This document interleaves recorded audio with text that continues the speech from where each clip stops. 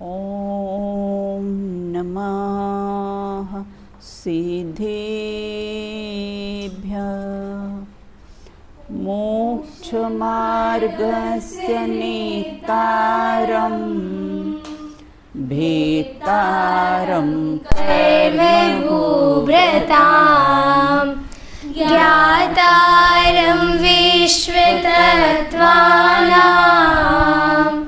वन्दे तद्गुणलब्धये वन्दे तद्गुणलब्धये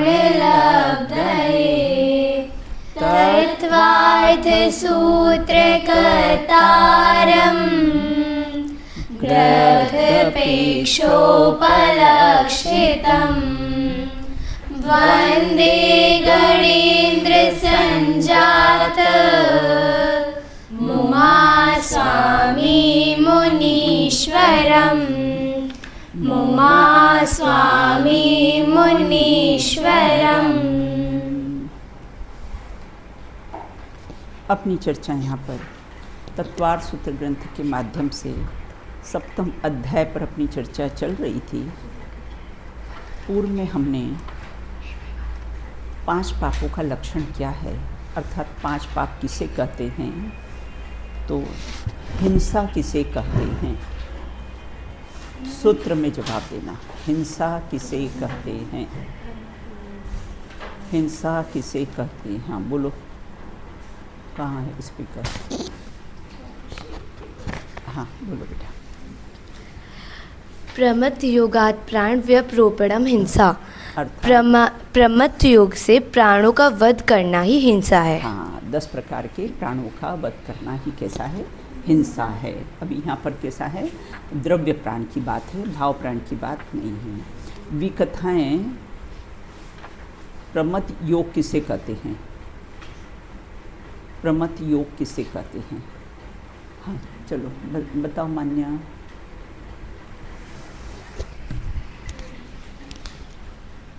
प्रमाद से युक्त जो आत्मा का परिणाम होता है उसे ही प्रमाद योग कहते हैं। हाँ अच्छा, प्रमाद कितने प्रकार के होते हैं, प्रमाद कितने प्रकार के होते हैं और कौन कौन से? हाँ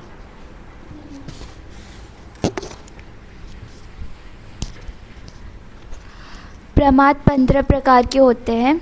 4 विकथा, 4 कषाय, 5 इंद्रिय, 1 निद्रा और 1 स्नेह। इनका मल्टीप्लाई करेंगे तो 80 आएगा। हाँ, 15 प्रकार के कैसे हैं प्रमाद होते हैं? 4 विकथा, 4 कषाय, 5 इंद्रियां, निद्रा और स्नेह। 4 विकथाएं कौन कौन सी हैं? 4 विकथाएं हाँ बताइए। स्त्री कथा, भोजन कथा, राज कथा और चोर कथा। अच्छा, हिंसा कितने प्रकार की होती है और कौन कौन सी? हाँ आयुषी बताइए। हिंसा 4 प्रकार की होती है। आरंभ हिंसा, उद्योगी हिंसा, विरोधी हिंसा और संकल्पी हिंसा। संकल्पी बोलो एक बार फिर से। आरंभी हिंसा, उद्योगी हिंसा, विरोधी हिंसा, संकल्पी हिंसा।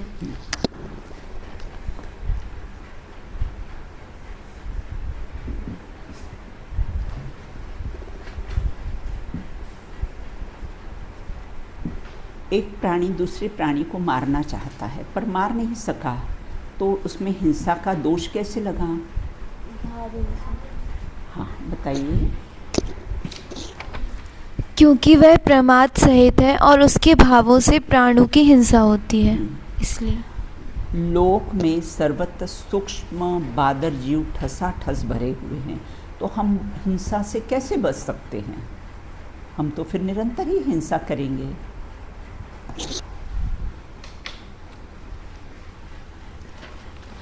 प्रमथ योग हिंसा का मूल है। यत्नाचार पूर्वक उठना बैठना चाहिए। खाना पीना, चलना फिरना आदि सब क्रियाओं में यत्नाचार पूर्वक प्रवृत्ति करने से इसकी हिंसा से बचा जा सकता है। यत्नाचार पूर्वक का क्या अर्थ होता है? सावधानी पूर्वक, देख के चलना, देख के उठना, देख के उठाना, है ना। यत्नाचार मतलब कैसा है? सावधानी पूर्वक कैसा है कार्य करना।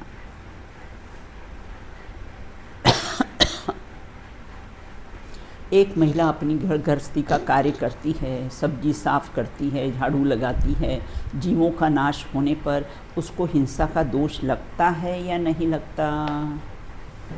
हाँ आयुषी, ये अदिति। नहीं लगता, क्योंकि उस महिला की क्रिया प्रमादयुक्त नहीं है। यत्नाचार पूर्वक क्रिया करने से जीव मर भी जाए तो भी पाप बंद नहीं होता। नहीं होता है, बराबर। असत्य किसे कहते हैं? असत्य किसे कहते हैं? हाँ बताओ बेटा। असत विधानम नृतम। असत बोलना, अनृत्य मतलब झूठ है। और असत्य अभिधान कितने प्रकार का होता है और कौन कौन से?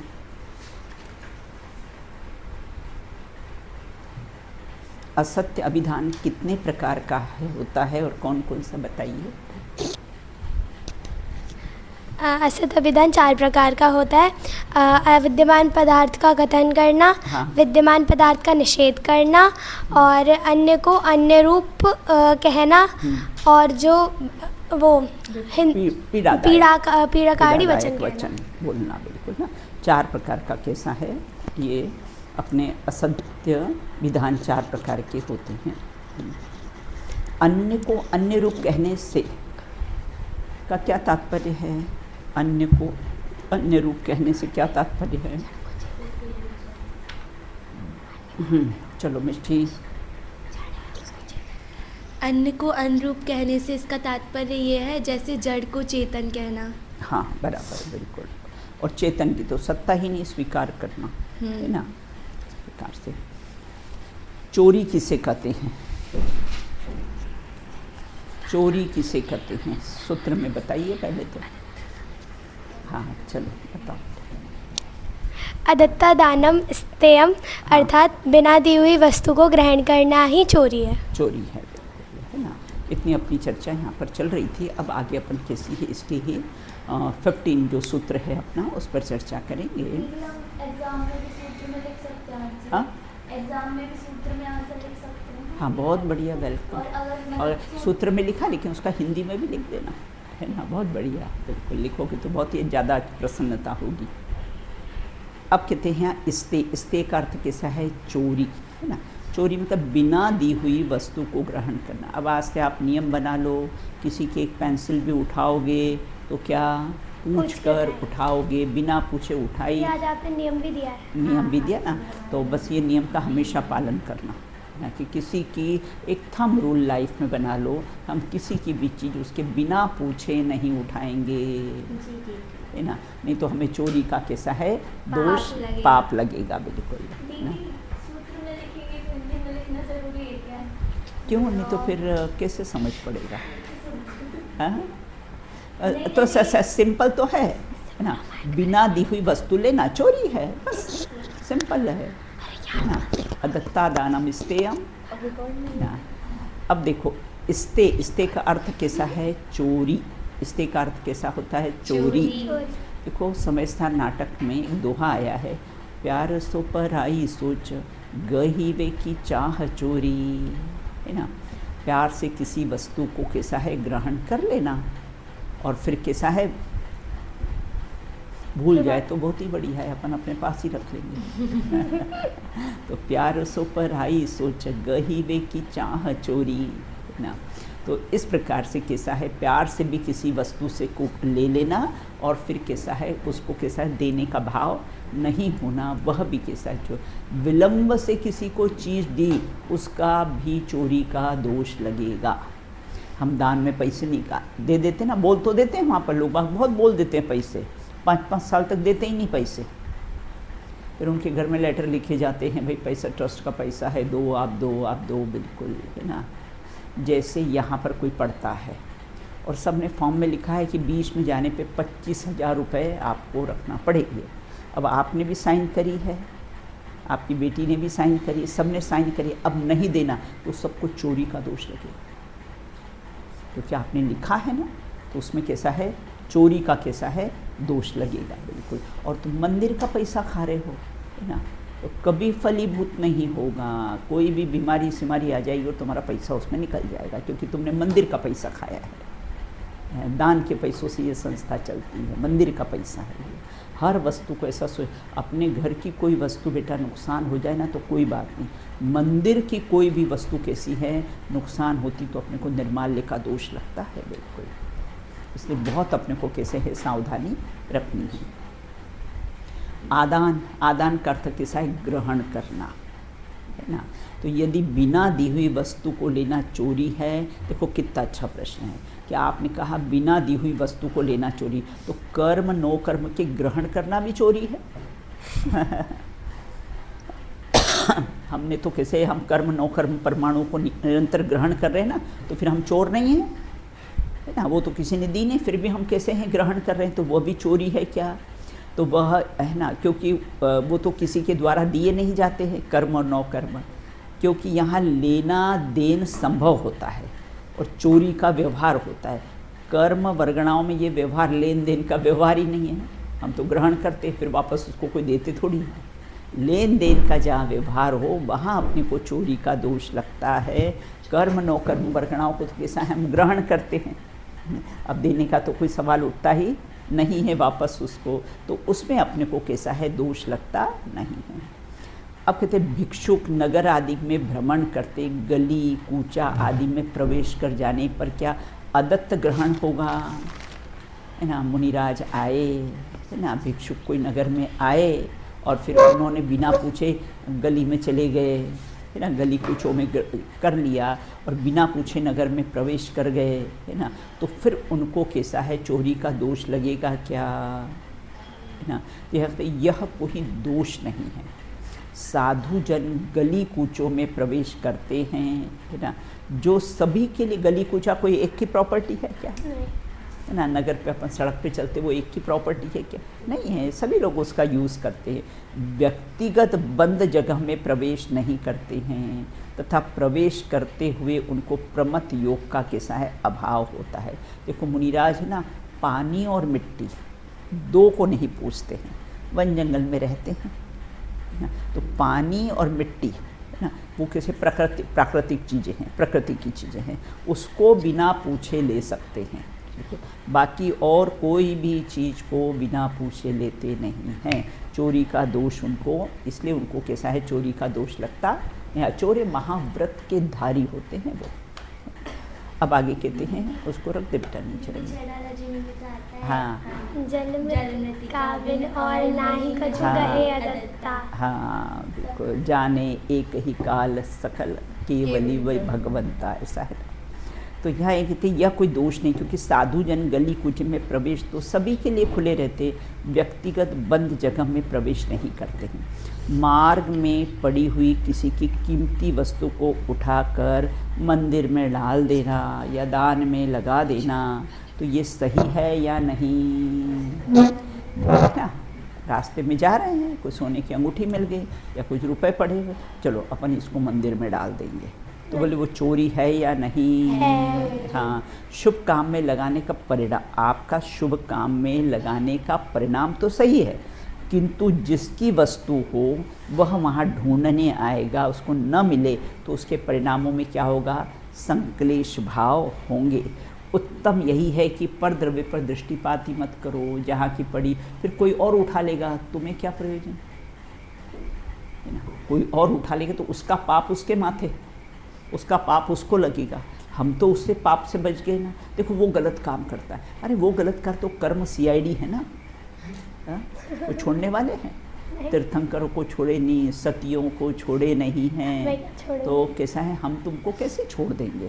जैसे कोई गलत काम भी करता हो ना, तो कैसा है वो मैंने कहा, कबीर का घर गल कटोती के पास, करेगा सो भरेगा, बंदा तू क्यों हुआ उदास।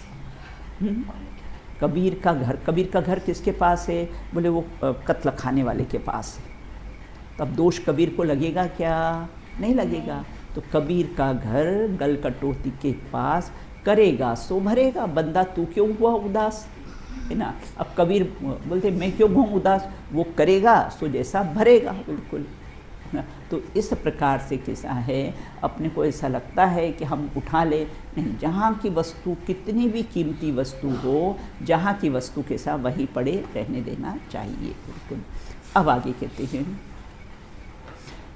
मैथुनम ब्रह्म, मैथुनम ब्रह्म, मैथुनम ब्रह्म, मैथुनम ब्रह्म, उसका संधि विच्छेद करेंगे तो क्या हो जाएगा, अब्रह्म। मैथुनम है ना, मैथुन और कैसा है, अब्रह्म है ना, अर्थात कैसा है, ब्रह्मचर्य के परिणाम से रहित है ना। मैथुन मतलब कुशील का परिणाम, कुशील सेवन, और कैसा है, अब्रह्म, अब्रह्म मतलब कैसे है, ब्रह्म से रहित परिणाम, अर्थात कैसा पाप परिणाम है, व्यभिचारी का परिणाम। हाँ? नहीं आप, मैथुनम है ना, हाँ, तो मैथुनम ब्रह्म, तो म कहाँ आ गया, मैथुनम ब्रह्म। मैथुनम, म आया ना, तो उससे अ का उच्चारण निकलता, म है ना, तो क्या हो गया, अब्रह्म, अब्रह्म हो गया, बिल्कुल। अब कैसे कुशील का स्वरूप बताते हैं, कहते प्रमाद के, तो हो गया ना अर्थ, मैथुन अब्रह्म, मैथुन मतलब कुशील सेवन का, और अब्रह्म मतलब कैसा है, ब्रह्मचर्य से रहित परिणाम, वो कैसा है, पाप का परिणाम है, व्यभिचार का परिणाम, स्पर्शन इंद्रिय के प्रति विशेष आसक्ति का भाव। प्रमाद के योग से मैथुन सेवन करना कैसा है, कुशील है। प्रमाद के योग से कैसा मैथुन सेवन करना है ना, लड़का लड़की स्त्री पुरुष जो क्रिया होती ना, उसको बोलते हैं मैथुन सेवन, बिल्कुल ना। तो ऐसा करना वह कैसा है, कुशील है। देखो मैथुन और ब्रह्म अलग अलग है। मैथुन का अर्थ आब्रह्म है और जो ब्रह्म है वो अलग है, ब्रह्मा। देखो बेटा है ना, ब्रह्म है और अब्रह्म है ना, तो ब्रह्म यहाँ नहीं है, यहाँ कैसे अपन नीचे आएगा ना, अपन स्पष्ट करेंगे ब्रह्म और अब्रह्म। तो यहाँ पर मैथुन के साथ ब्रह्म लगेगा कि अब्रह्म लगेगा, अब्रह्म। नहीं तो यहाँ पे तो ऐसा लिखा है ना कि मैथुन का अर्थ आब्रह्म है और फिर ब्रह्म अलग है। हाँ, मैथुन का अर्थ कैसा, अब्रह्म, अब्रह्म मतलब कैसा है, वही कुशील है ना। मैथुन का अर्थ कैसा है, वही कुशील सेवन का, ब्रह्म से रहित है ना, ब्रह्मचर्य से रहित परिणाम, वही एक ही अर्थ होता है। मैथुन का अर्थ कैसा है, अब्रह्म ही है। तो मैथुन कहो या अब्रह्म कहो, व्यभिचार कहो, कुशील सेवन कहो, है ना, ये सब स्पर्शन इंद्रिय की विषय आसक्ति कहो, है ना, ये सब कैसा है, एक अर्थवाची शब्द है। अब कहते शील, शील मोक्ष की प्रथम सीढ़ी है। सोपान, सोपान मतलब सीढ़ी है ना। शील गया तो सब कुछ गया, बोले धन गया तो कुछ नहीं गया, और अगर आपका कैरेक्टर चला गया, शील गया तो कैसा है, सब कुछ चला गया, बिल्कुल ना। तो यहाँ कहते हैं मैथुन का अर्थ अब्रह्म अर्थात कुशील सेवन, मतलब ब्रह्मचर्य से रहित। देखो ब्रह्मचर्य व्रत ही अहिंसा है ना, और कैसा है, अब्रह्म का परिणाम कैसा है, वो कुशील सेवन है। अब कुशील किसे कहते हैं, प्रमत योग से रति सुख, स्त्री पुरुष का परस्पर स्पर्श करने की इच्छा को क्या क्या कहते हैं, कुशील कहते हैं ना। आकर्षित होना है ना, स्त्री का पुरुष के प्रति, पुरुष का स्त्री के प्रति कैसा है, स्पर्शन इंद्रिय का स्पर्शन आदि का जो भाव है, वह सब कैसे प्रमाद के योग से, सब में प्रमत योग लगा लेना से कैसा है, परस्पर स्पर्श करने का है ना।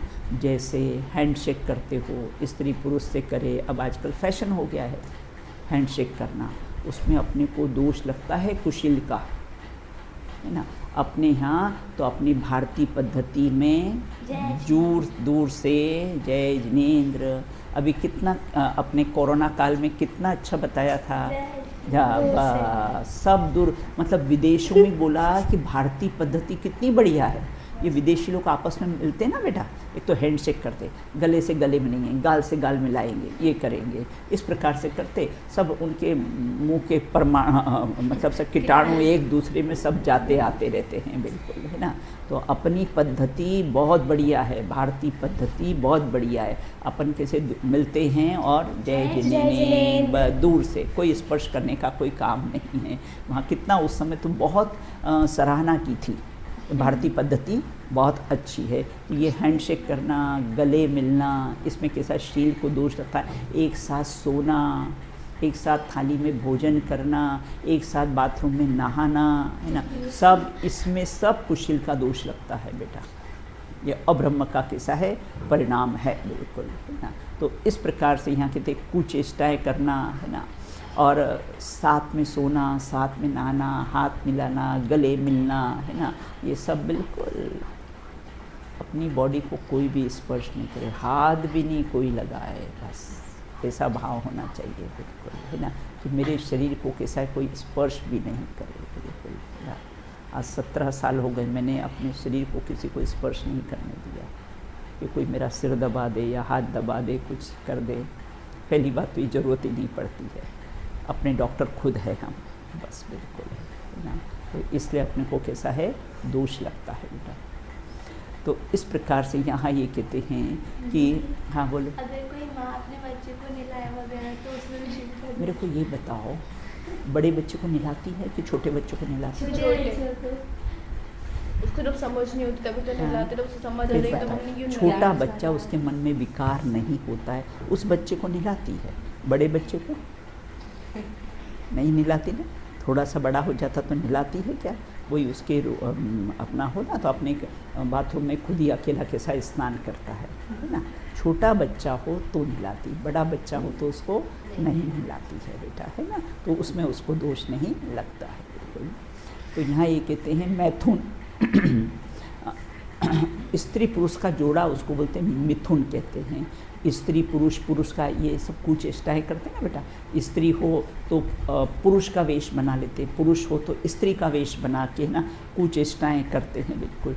नाटक में करे तो वो बात अलग है, आप लोगों ने नाटक किया है उसमें कैसा है पुरुष का वेश बनाया है ना, वहाँ अभिप्राय गलत नहीं है ना। वहाँ अभिप्राय कैसा है पति पत्नी भी बन जाते हैं, तो वो अभिप्राय कैसा है गलत नहीं है। लेकिन ना स्त्री पुरुष का वेश बना के ये सब कुचेष्टाएँ करते ना, ये सिक्सर लोग भी कैसी कुचेष्टाएँ करते हैं बाहर में बिल्कुल, हाँ। तो उस प्रकार से वह कैसा है, एक तो नपुंसक वेद के आश्रव का कारण है। देखो अगर ब्रह्मचर्य का परिणाम हो ना तो उससे अपने को लोकांतिक देवों के आश्रय का कारण है। अगर देव भी बनेंगे तो कैसे लोकांतिक। एक बार एक ब्रह्मचारी थे, भाई जी थे, भाई जी को कहा यहाँ तो बड़े आपने ब्रह्मचर्य व्रत ले लिया है और यहाँ से जाकर तो कैसे आप देवगति में जाओगे तो वहाँ तो 32 देवांगनाएँ मिलेगी नियम से। तो बोले क्यों, हम तो लोकांतिक देव बनेंगे ना। लोकांतिक देव कैसे हैं, ब्रह्मचारी होते हैं। तो बोले हम तो लोकांतिक देव बनेंगे हम क्यों ये 32 देवांगनाओं को रखेंगे। तो इस प्रकार यहाँ ये कहते हैं चारित्र, अब करणानि योग की बात कही है। चारित्र मोहिनी कर्म के उदय होने पर राग परिणाम से युक्त स्त्री पुरुष के द्वारा स्पर्शन आदि क्रिया को कैसा है मैथुन क्रिया कहते हैं। अव्वल तो शादी करना ही नहीं, शादी बर्बादी, ब्रह्मचर्य सिद्धों की आबादी, है ना। तो शादी पूछ लो तुम्हारे मम्मी पापा शादी करके कितने खुश हैं, जरा पूछ लेना। दीदी आपने शादी की परिभाषा भी बताई है, दो दुखी मिलके सुखी होने की चेष्टा करते हैं। याद है कि बहुत बढ़िया। शादी किसे कहते हैं, दो दुखी मिलकर सुखी होने की चेष्टा करे या कल्पना करे, उसका नाम शादी। अब दो दुखी कभी कब सुखी होंगे? अच्छा दो भिखारी कब करोड़पति होंगे क्या? Negative is equals to negative, बल्कि positive plus negative is equals to also negative. देखो है कि नहीं। तो इसलिए कैसा है ना, कब होंगे वो बिल्कुल दो दुख। माइनस प्लस होता है लेकिन साइन तो माइनस का ही आता है। हाँ बराबर। पूछना अपने मम्मी पापा से कि उन्होंने शादी करके कितने सुखी हुए हैं, मालूम पड़ जाएगा तुमको, है ना। ये तो कैसा है, बस शादी का जो भूत होता है ना 6 महीने में उतर जाता है, इससे ज़्यादा नहीं रहता है वो, इससे ज़्यादा नहीं होता है ना। बस वो शुरू में नया ये होता है और 6 महीने बाद तो ऐसा भूत उतरता है उसका, सब वो जो इसने ये वो सब एक कोने में, चलो अपने घर गृहस्थी को संभालो रोटी दाल चावल की बात करो अब यहाँ ये कहते हैं मैथुन में। और फिर क्या झगड़े, शुरू में तो झगड़े भी बहुत होते हैं। अब कहते हैं मैथुन को अब्रह्म कहा है। जो है ना व्यभिचारी व्यक्ति होता है ना बेटा, उसको फूटे घड़े के समान कहा है। जो फूटा घड़ा होता है ना, उसमें पानी ठहरता नहीं, इसलिए जो व्यभिचार व्यक्ति होता है फूटे घड़े के समान कहा है। व्यभिचार मतलब ये स्पर्श इंद्री का वो हो, मतलब जिसको ऐसी इच्छा हो कुछ चेष्टाएँ करने की हो ना, बिल्कुल, तो उसको व्यभिचार कहते हैं। तो उसका चित्त कैसा है, फूटे घड़े के समान होता है। जैसे फूटे घड़े में कभी पानी ठहरता नहीं है ना, उसी प्रकार उनका चित्त भी इतना चंचल होता है, स्थिर रहता ही नहीं है बिल्कुल, कि अपनी स्त्री में स्थिर रहे, अपनी स्त्री को छोड़ के दूसरी स्त्री में जाएंगे, वो जाएंगे, बिल्कुल। तो फूटे घड़े के समान कहा है उसको। मैथुन में उत्तम गुण का वास नहीं रहता है, कहाँ है? इसमें हिंसा आदि, जो वैश्या होती ना बेटा, उसको सदा सूतक होता है।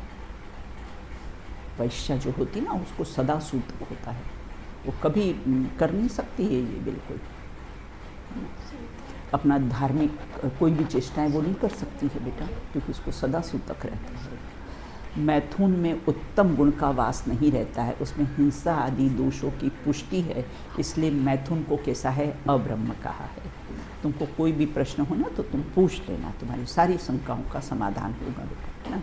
अब ब्रह्म किसे कहते हैं ना, ब्रह्म मतलब आत्मा, और ब्रह्मचर्य अपने आत्मस्वरूप में चर्या करना, लीन होना, स्थिर होना, उसका नाम कैसा है, ब्रह्मचर्य है। अहिंसादिक गुण जिसके पालन करने पर बढ़ते हैं वो ब्रह्म कहलाता है ना। अहिंसादिक गुण जिसके पालन करने पर बढ़ते हैं वो ब्रह्म, अपने ब्रह्म स्वरूप लेने पर ये अहिंसादिक गुणों का कैसा है, पालन होता है, 5 पापों का कैसा है, त्याग होता है। अब अब्रह्म को पाप क्यों कहा गया है ना, जो ब्रह्मचर्य से रहित परिणाम हो उसको पाप क्यों? देखो, एक बार भोगने में बेटा, एक बार स्त्री पुरुष का भोग करने में 9 लाख सूक्ष्म जीवों की हिंसा आदि सब के साथ हिंसा का दोष लगता है। कैसे? मैं नहीं बोलती बेटा, आगम में लिखा है ना। जैसे है ना, एक अपन ने जैसे अपना बांस होता ना, पोला पाइप है ना, वो इतना बड़ा हमने पाइप लिया है, बिल्कुल, उसमें हमने ठसासा तिल भर दी है, तिल्ली आती ना, छोटी छोटी तिल्ली भर ली। अब हमने एक रॉड को है ना बहुत तेज गरम किया, एकदम लाल लाल गरम कर लिया लोहे की, और फिर हमने उसमें डाला है ना, तो सारी तिल क्या होगी, सब भुन जाएगी, सब जल जाएगी। उसी प्रकार एक बार की मैथुन क्रिया में 9 लाख सूक्ष्म जीवों का घात होता है, इतना दोष हिंसा का लगता है बेटा। इसलिए लोग बाग कैसे ब्रह्मचर्य व्रत कैसे हैं, ले लेते हैं बिल्कुल ना।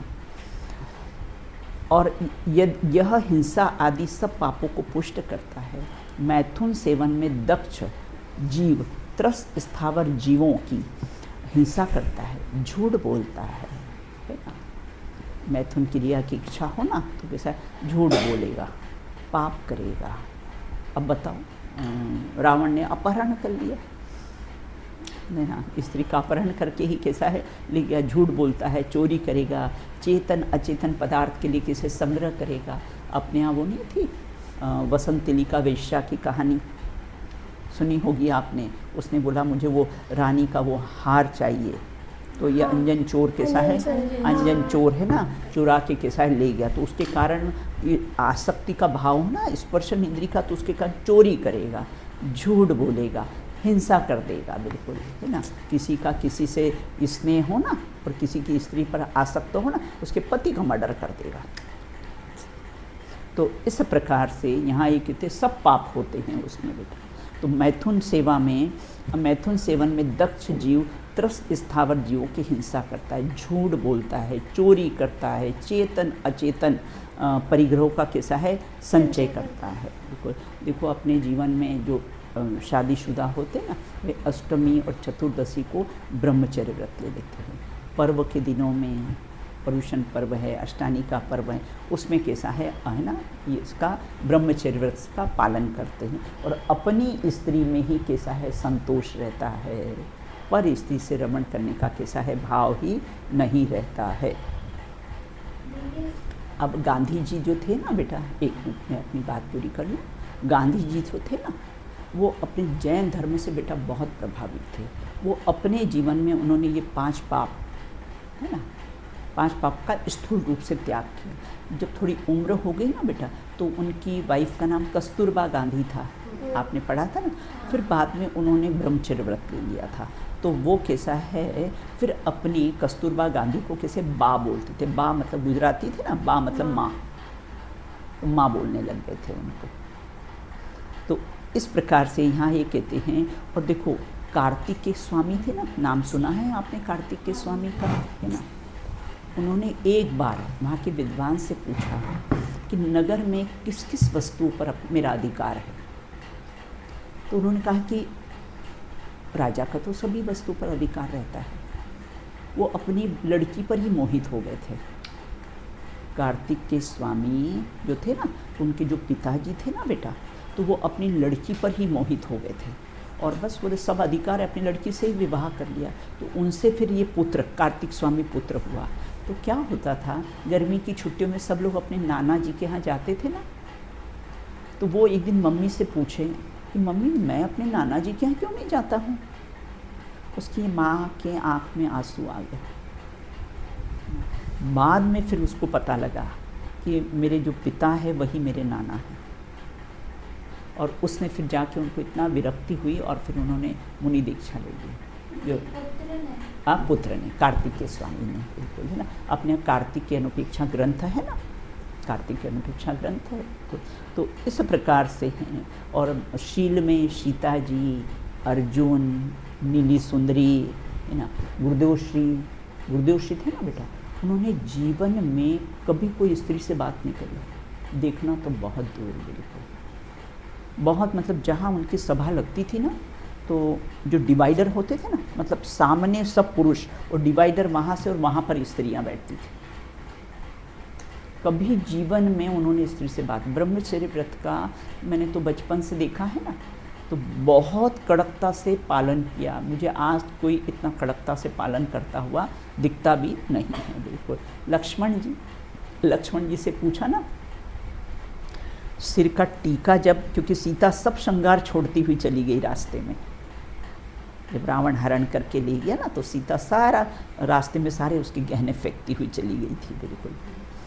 तो हाँ, तो लक्ष्मण जी से पूछा टीका था, बोले आपने पहचाना? बोले ये टीका है।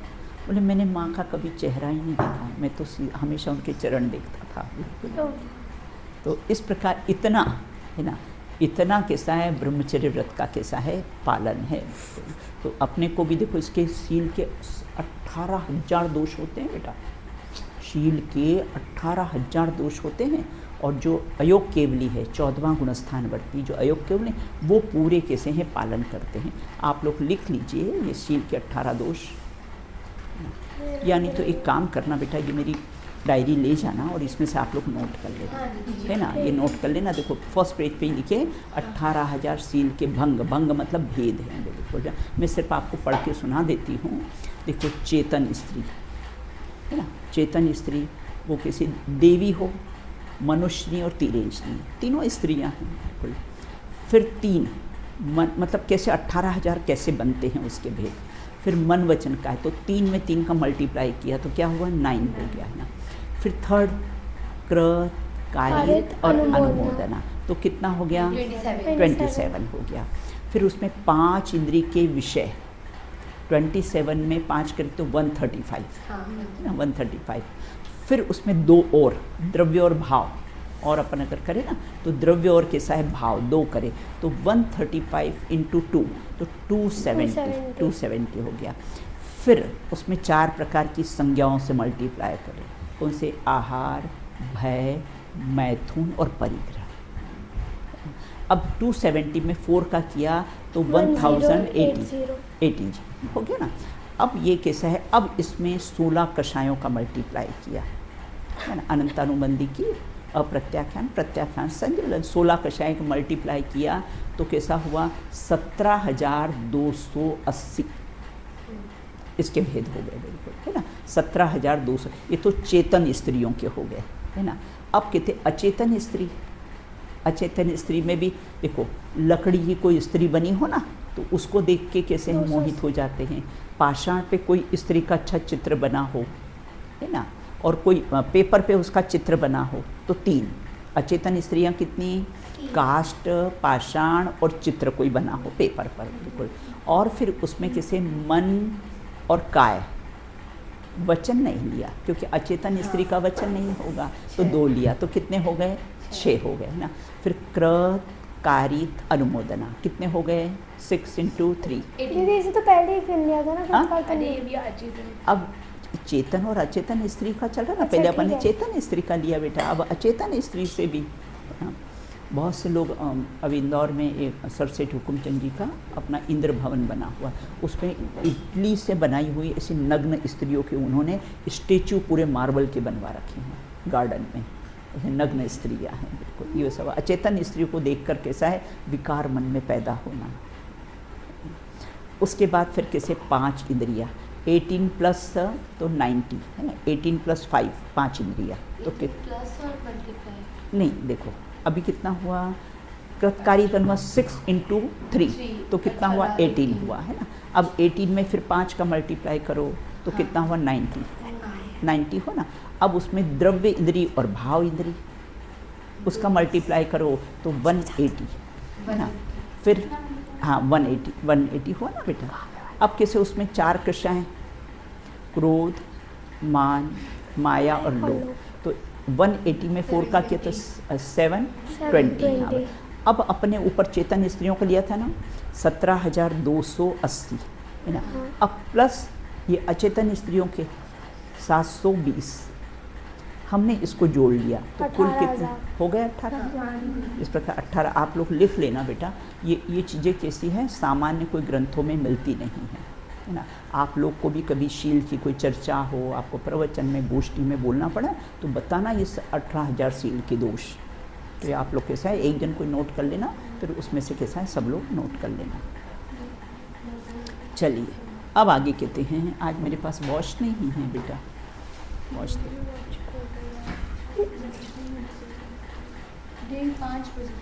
5 बज रही है। हाँ फिर भी यहाँ रख दो बेटा। अब कहते हैं मूर्छा परिग्रह, है ना। अब कहते हैं परिग्रह का स्वरूप, 5 पाप का स्वरूप बता दिया ना, अब अंतिम है परिग्रह, है ना। परिग्रह का कैसा है स्वरूप बताते हैं यहाँ पर। तो यहाँ ये कहते हैं मूर्छा परिग्रह। मूर्छा मतलब ममत्व परिणाम, और परिग्रह, परि मतलब चारों ओर से ग्रहण का भाव, ना वो कैसा है परिग्रह है। अब परिग्रह का स्वरूप बताते हैं। तो मूर्छा मतलब ममत्व परिणाम, परिग्रह अर्थात कैसा है चारों ओर से ग्रहण का भाव। प्रमाद के योग से मूर्छा ममत्व परिणाम का होना ही कैसा है परिग्रह है ना। अब पढ़ाने की जरूरत नहीं, सरल है बेटा, मूर्छा परिग्रह है ना, मूर्छा परिग्रह है बिल्कुल। अब कहते परिग्रह किसे कहते हैं? किसी भी पर वस्तु के प्रति कैसा है आसक्ति का भाव, लेने की इच्छा करा, ये भी संचय कर लूँ, वो भी संचय कर लूँ, वो भी संचय कर लूँ। अपने अब्दुल कलाम थे ना बेटा ना, वो इतने निष्परिग्रही थे ना। और अपने ये कौन मनमोहन सिंह जी थे ना, वो भी शायद अपनी सैलरी का कुछ बहुत थोड़ा पार्ट लेते थे, बिल्कुल ज़्यादा सैलरी वो नहीं लेते थे, बिल्कुल। हाँ।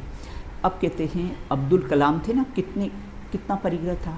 6 सूट, 3 समर के और 3 सर्दी के, 1 फ्लैट, बैंक बैलेंस थोड़ा सा था, वो उन्होंने गांव मरने के बाद लिख के गए थे कि गांव वालों में दे देना, बिल्कुल है ना। शादी नहीं की उन्होंने, जो शादी नहीं करते ना बेटा है ना, वही लाइफ में बहुत सक्सेस होते हैं, बिल्कुल।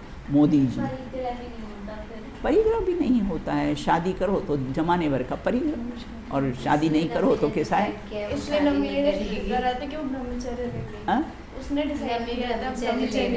ओह गुड, बहुत बहुत अनुमोदना है बेटा। जो बच्ची ऐसा कहती ना, मेरी तो इतनी ऐसे मेरे को नियति भी बोल के गई है कि दीदी मुझे शादी नहीं करना। ऐसे अपनी ओशी भी मुझे बोल के गई थी कि दीदी मुझे शादी नहीं करना। दीदी हम सब भी अरे बहुत बढ़िया, सब के सब फिर यहाँ आ जाना, ये संभालना, मैं कोई जिंदा थोड़ी रहूँगी क्या? आपके साथ मिलके संभालेंगे। हाँ बिल्कुल, तुम मेरे पहले सब आ जाना यहाँ पर, सब अच्छी तरह से तुम्हें ट्रेन कर दूंगी बिल्कुल ना। तो फिर खूब अच्छी तरह से ऐसा विद्या निकेतन ऐसा उत्कृष्ट कार्य है बेटा। ये आपके जैसे कोई संभाल सकता है विद्या निकेतन? नहीं, क्यों नहीं, जब तुम मेरी ही शिष्या हो तो तुम लोग क्यों नहीं संभालोगे? जानते कि दीदी की रीति नीतियाँ कैसी है चलाने की, है ना, ये सब तुम लोग अच्छी तरह से जानते हो। बहुत अनुमोदना है, क्लैपिंग करो नमी के लिए, बहुत बहुत अनुमोदना। हाँ? तो और क्या है, शादी नहीं की और उसको क्या मिसाइल मैन कहते थे, क्या कहते थे? कहते थे ना मिसाइल मैन। और बताओ परिग्रह बेटा किस 25,000 बुक्स, परिग्रह किसका रखा उसने? किताबों का पढ़ने का बहुत शौक था, 25,000 बुक्स थी उसके पास। इस प्रकार से कैसा है परिग्रह, ये कैसे है। लेकिन परिग्रह परिमाण व्रत नहीं है ना। परिग्रह बहुत से लोग जीवन में ऐसा होता है, भाई जैन नहीं हो, ये भी नहीं हो। उसने तो बेटा भावना भाई अब्दुल कलाम में, उनमें तो कैसा होता है पुनर्जन्म नहीं होता है, मुसलमानों में पुनर्जन्म नहीं होता है, लेकिन अब्दुल कलाम में कदाचित मेरा पुनर्जन्म हो तो जैन में हो। यहाँ पर उसका पूरा स्मारक बना हुआ अब्दुल कलाम का। एक बार हम बच्चों को दिखाने के लिए ले गए थे उसको, तो उसमें लिखा था वहाँ पर कि अगर मैं जन्म हुआ मेरा, वैसे तो पुनर्जन्म मुसलमान मानते नहीं, अगर हुआ तो जैन में मेरा जन्म हो। कहाँ पर? यहाँ पर कहाँ, मेरे को अब स्थान में भूल गए, कहीं पर बना हुआ है। चलेंगे एक बार ले चलेंगे आपको, है ना। 2 भ्रमण कराते ना अपन, एक दिल्ली का भी भ्रमण आपको कराते हैं, बाहर का टूर करवाते हैं, तो फिर कभी प्लान करेंगे, ले चलेंगे। अब आगे कहते हैं मूर्छा, है ना। तो कैसे चारों ओर से है परिग्रह, परिग्रह, परि मतलब चारों ओर से, ग्रह मतलब ग्रहण का भाव होना, चारों ओर से मतलब किसी द्रव्य से, क्षेत्र काल और भाव, द्रव्य क्षेत्र काल और भाव, बिल्कुल, है ना। बहुत बढ़िया है ना। आगे कहते हैं किसी भी पर वस्तु में आसक्ति का भाव होना, उसका नाम कैसा है? परिग्रह है। देखो इष्टोपदेश में लिखा है आत्मा ही आत्मा का परिग्रह है, ऐसा जानकर कौन बुद्धजन परद्रव्य को अपना कहें। आगे कहते हैं मूर्छा किसे कहते हैं? मूर्छा शब्द आया था, मूर्छा मतलब आसक्ति को कहते हैं, ममत्व परिणाम, आसक्ति का भाव, बिल्कुल कोई भी वस्तु को लेने की चेष्टा ना, वह मोह कर्म के उदय से पर पदार्थ में ममत्व का भाव ही कैसा है? मूर्छा है, बिल्कुल, है ना। मोह कर्म के उदय से पर पदार्थ को ग्रहण का भाव, ममत्व का भाव, बिल्कुल है। राग द्वेष विभाव परिणामों का भाव होना, ये सब कैसा है? ममत्व परिणाम है बेटा, है ना, मूर्छा का परिणाम है, बिल्कुल। अब परिग्रह के 2 भेद है, अंतरंग और बहिरंग, है ना। अंतरंग परिग्रह कितने प्रकार का है ना। हम ये देह को अपना मानते, ये कौन सा परिग्रह है? अंतरंग में भी कौन सा परिग्रह? मिथ्यात्व, है ना। अंतरंग में भी कौन सा परिग्रह है? मिथ्यात्व है, बिल्कुल, है ना। तो यहाँ ये कहते हैं कि परिग्रह, अपने को ऐसा लगता है कि हम शरीर को अपना मानते हैं तो परिग्रह का संचय कर रहे हैं, हमें ऐसा लगता है? हमको तो लगता ही नहीं, बहुत अच्छा शरीर है, सो ही मैं हूँ, बिल्कुल। तो माला रोज फेरती हूँ, देह भिन्न है, मैं भिन्न है, देह भिन्न है, मैं भिन्न हूँ, प्रतिदिन एक माला फेरती हूँ, बिल्कुल ना, कि देह भिन्न है, मैं भिन्न हूँ। तो इस प्रकार से अब परिग्रह अंतरंग हो, तो अंतरंग परिग्रह 14। सबसे पहला मिथ्यात्व। आप लोग कषाय करते हो, आपको लगता है कि हम परिग्रह का संचय कर रहे हैं? मायाचारी करते हो तो लगता है कि हम परिग्रह का संचय कर, सब अंतरंग परिग्रह में आता है बेटा। लोक कषाय, हमको लगता ही नहीं है कि हम कैसा परिग्रह का संचय कर रहे हैं। ये सब हंसते तो अपने को लगता है कि परिग्रह का संचय कर रहे हैं। हंसना तो पुण्य, हंसाना महापुण्य है। रामदेव बाबा कहते हैं हंसना पुण्य है और हंसाना महापुण्य है, बिल्कुल। रति अरति शोक करते, हम डरते हैं, हम डरते हैं ना, हमको लगता है हम परिग्रह का संचय करते हैं। भय कषाय, हमारे स्कूल में भी लाफिंग डे बनाया गया था।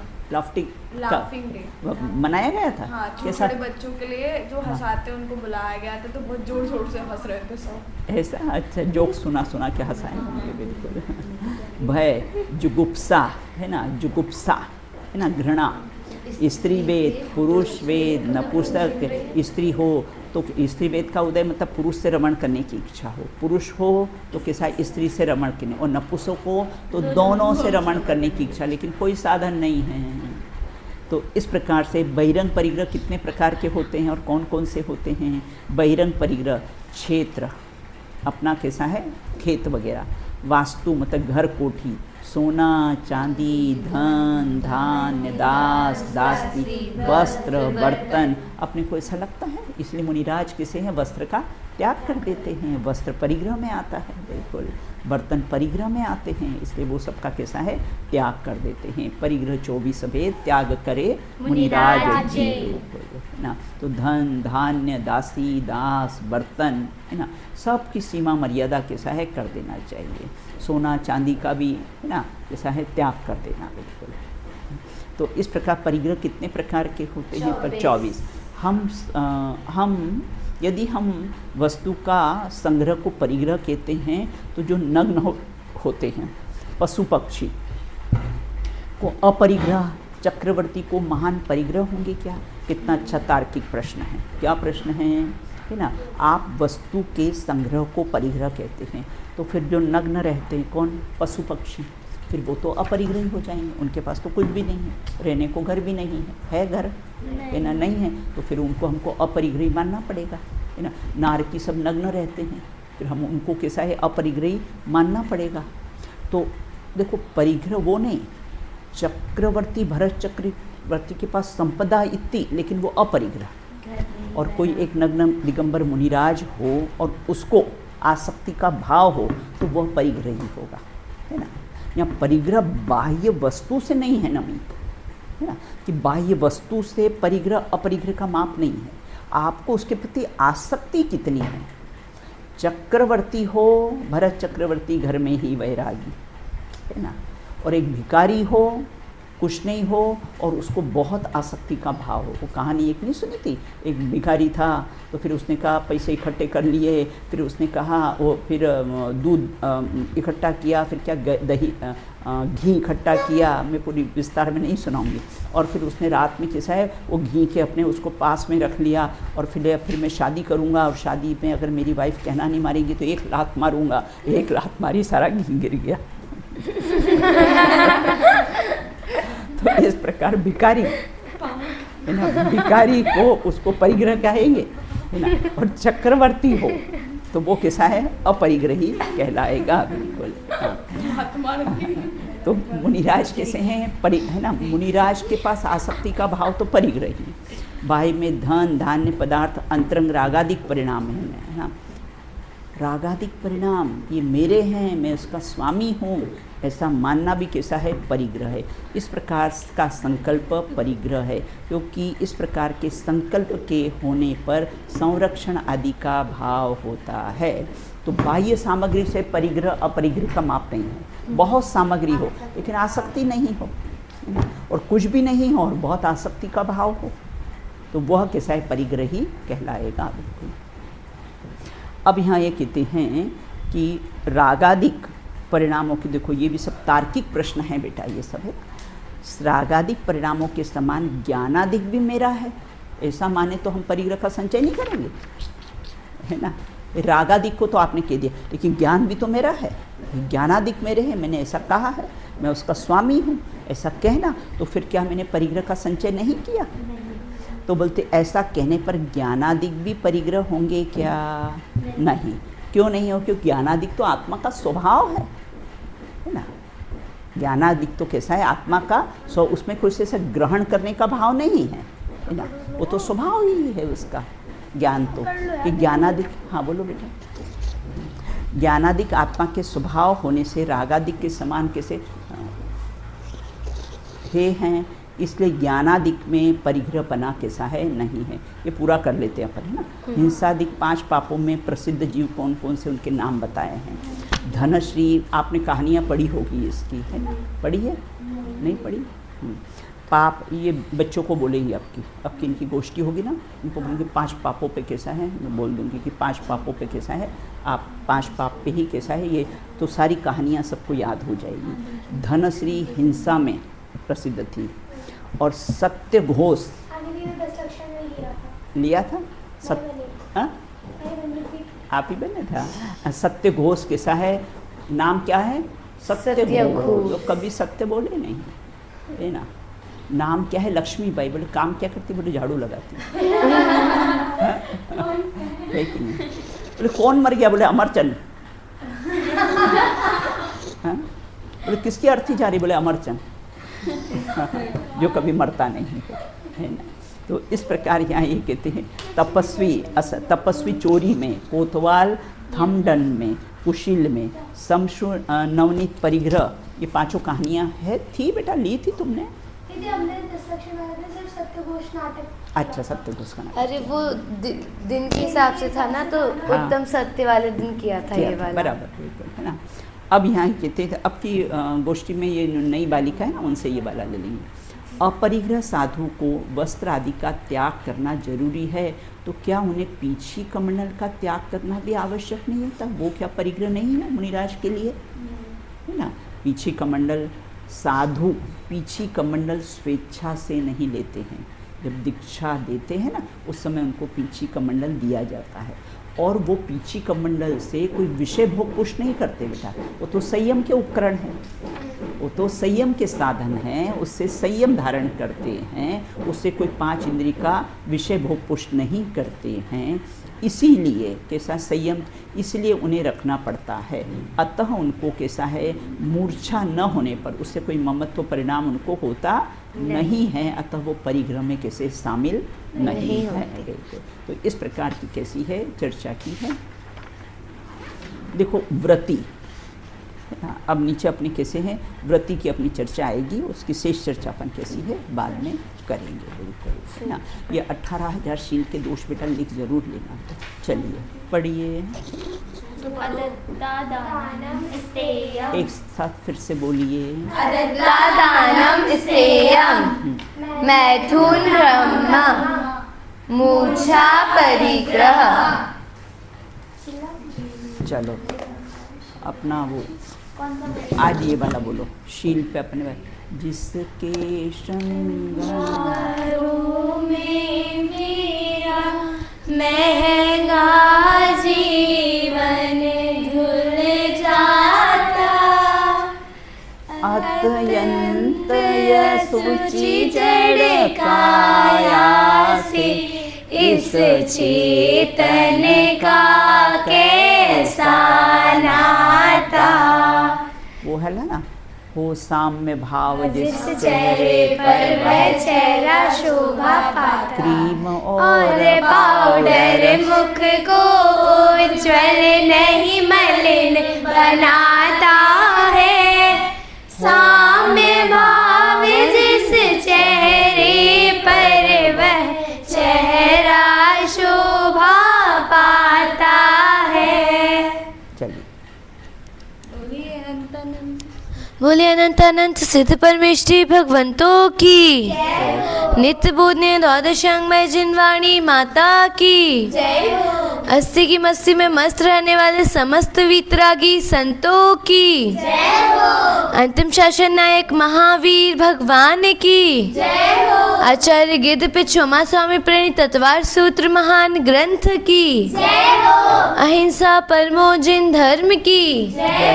एक साथ बोलिए जय जिनेन्द्र जय जिनेन्द्र।